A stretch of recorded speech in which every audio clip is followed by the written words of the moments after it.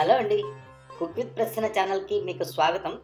ఇవాళ నేను స్ట్రీట్ స్టైల్‌లో ఇడ్లీ పిండితోటి బోండా ఎలా వేస్తారో చూపిస్తాను. ఇవి చాలా క్రిస్పీగా ఉంటాయి. మంచి టేస్టీగా ఉంటాయి. ప్రయత్నించి చూడండి. దీనికోసం మనకు కావాల్సింది ఫెర్మెంటెడ్ ఇడ్లీ బ్యాటర్. అంటే పులిసినటువంటి ఇడ్లీ పిండి కావాలి. ఈ పులిసినటువంటి ఇడ్లీ పిండిని తీసుకొని దానికి ఒక టీ స్పూను జీలకర్ర యాడ్ చేసుకోండి. ఈ జీలకర్ర తర్వాత ఒక 4-5 స్పూన్ల వరకు మైదా పిండి, తర్వాత లేదా గోధుమ పిండి కూడా దీనికి వాడుకోవచ్చు. ఈ మైదా పిండి, గోధుమ పిండి అనేది చాలా ముఖ్యమైనటువంటిదండి దీనిలో. ఎందుకంటే ఇది రెండిటిని గనక ఏదో ఒకటి వాడలేదంటే మనము ఆ ఇడ్లీ పిండి బాగా నూనెని పీల్చేస్తుంది. ఆ బోండా నూనెని పీల్చేస్తుంది. కాబట్టి క్రిస్పీగా కూడా రాదు.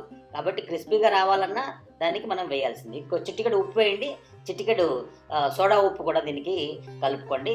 ఆ తర్వాత ఆనియన్సు, కొత్తిమీర, తర్వాత కరివేపాకు, పచ్చిమిరపకాయలు, జింజరు వీటన్నిటిని చోప్ చేసి పెట్టుకోండి.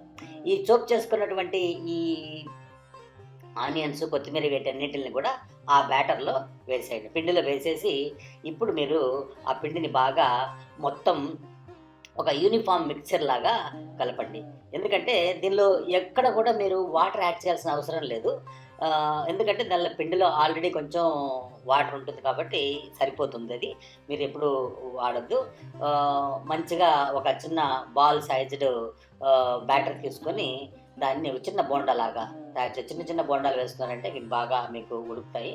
ఒక మీడియం హాట్ ఆయిల్‌లో దాన్ని వేసుకోండి.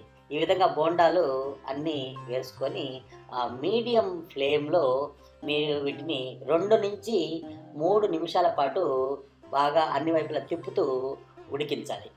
ఈ విధంగా ఫ్రై చేసిన తర్వాత బోండా అనేది గోల్డెన్ బ్రౌన్ కలర్‌కి మారుతుంది.